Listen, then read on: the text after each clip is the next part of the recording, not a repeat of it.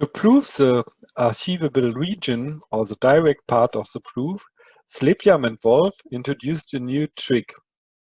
So the coding analysis is a little bit trickier as for rate distortion of Slepian-Wolf. So the new idea, which is now very often used for problems, is to introduce a new random variable u. This is called an auxiliary random variable to the problem. We construct an artificial channel PUX from X to U, where the alphabet of U is this U.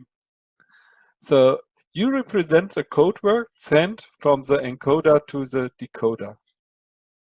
And we further define a function f that maps U times Y to X hat.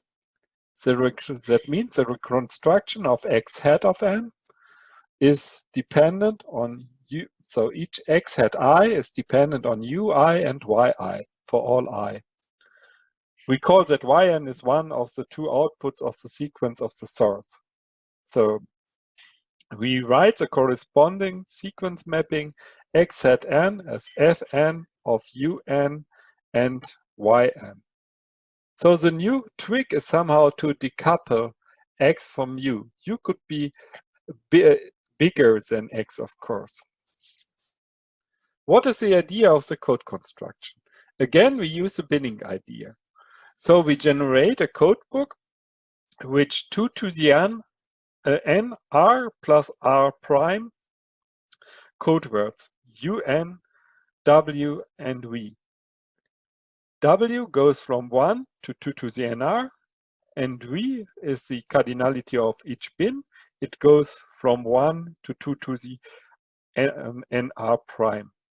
So we have to choose again n times 2 to the n r plus r prime symbols, like before. And ui, w, and v in the codebook is independently and random according to the distribution pu, which can be computed from the pxu, which we get by the artificial channel from X to U. So observe that we are using the same type of binning as for Slepian-Wolf, and the new thing is just this artificial channel from X to U, such that we can use a bigger alphabet somehow. So somehow we decouple the output of the source with the source coding. So the encoder, he tries to find, he gets this xn by the source, and he tries to find a pair wv such that xn and un from w and v is typical, jointly typical concerning x, the joint distribution of x and u. If successful, he sends the index w, and if not successful, he sends just the index w is equal 1. Now the decoder, he gets this w and y to the n. Now, of course, he has the same codebook as the encoder.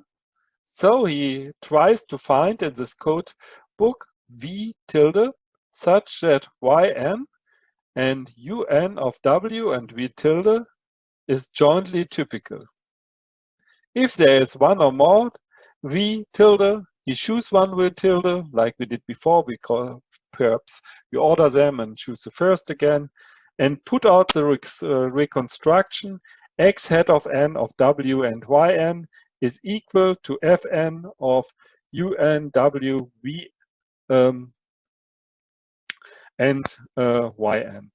If there's no v tilde, then he puts out x hat n, w, yn equal f of n, un, w, and 1, and yn. So it's very important that we, in this case, use this artificial u here. So we produce some artificial from x to u and use perhaps a bigger alphabet. Instead of the alphabet x, we use the alphabet u to create our codebook. And of course, the encoder and the decoder have the same codebook. And that's some common trick now for many source and channel coding problems.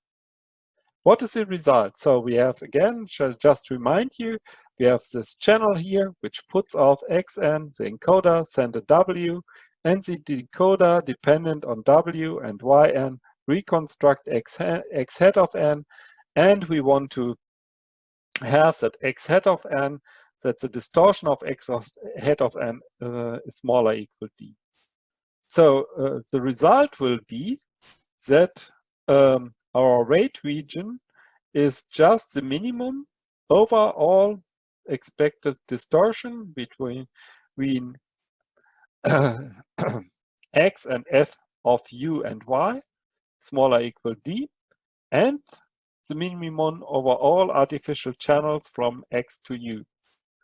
And then we take the mutual information between x and u minus the mutual information between y and u, where u, x, and y forms a Markov chain.